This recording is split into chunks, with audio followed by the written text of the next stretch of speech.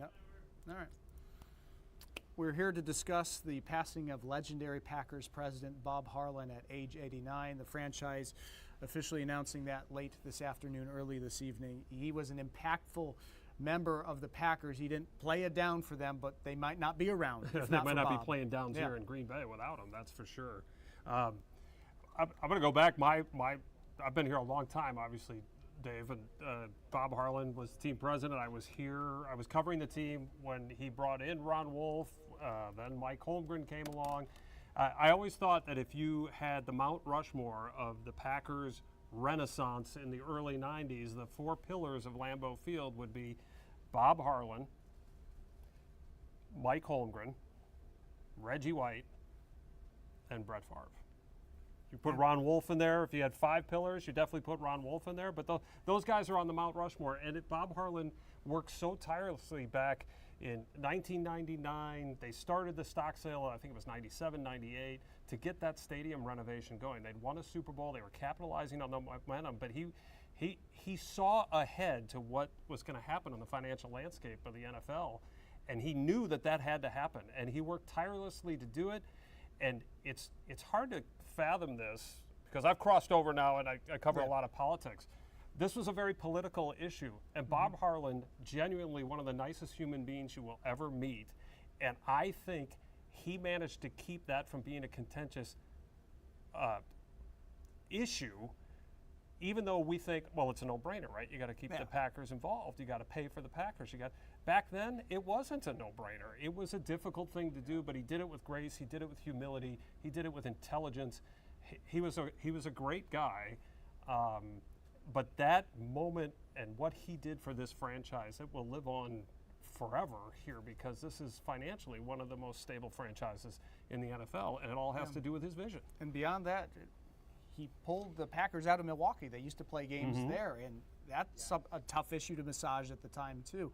Of course, what he did behind the scenes financially, huge. But the hiring of Ron Wolf, this team was viewed as Siberia in the NFL in many respects. After the 60s heydays of Vince Lombardi, they had so many down years. But he turned it around with one hiring because Ron Wolf got it right after that. And he was smart enough to turn the keys over.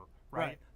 No meddling, no Jerry Jonesing. Well, that wasn't going to be the case here, but he had seen meddling before from the executive committee, and he had seen this endless legacy of trying to keep connected to the great Vince Lombardi era with the hiring of coaches and the people that had connections and all that. He knew enough to hire somebody that he believed knew football and say, it is your show. Yeah. And it turned out to be absolutely spot on. That's why I say Jerry. Like Jerry and Jimmy Johnson's divorce in Dallas because Jerry wanted to be the one making the football decisions. Bob didn't want to make football decisions, wanted to hire the best people to do that and let them take over.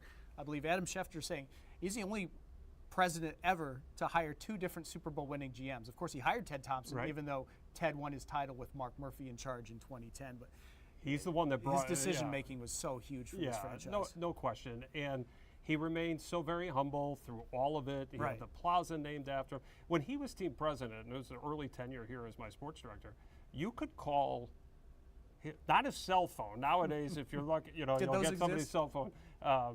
But you could call his office, he would answer it himself. He'd say, hey, Bob, this is Chris Roth, we're at WBAY. Oh, hey, Chris, how are you? He was the friendliest and most wonderful human being, one of the most wonderful human beings that we've ever had the pleasure of covering.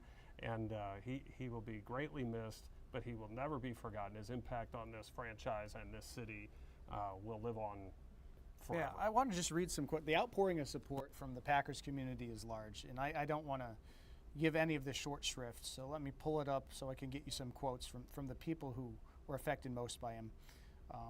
Obviously, Ron Wolf was hired, and Ron Wolf did a lot of great things too. He said, Bob gave me this opportunity, and I'm deeply indebted to him for that. His greatest trait, according to Ron, in my opinion, was that Harlan was an honorable man, a man of his word, a man of character.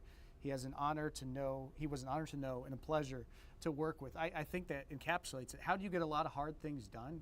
You make everyone feel like they're an important part of the process, and you see every side of things, and you don't just try to get things done by sheer will.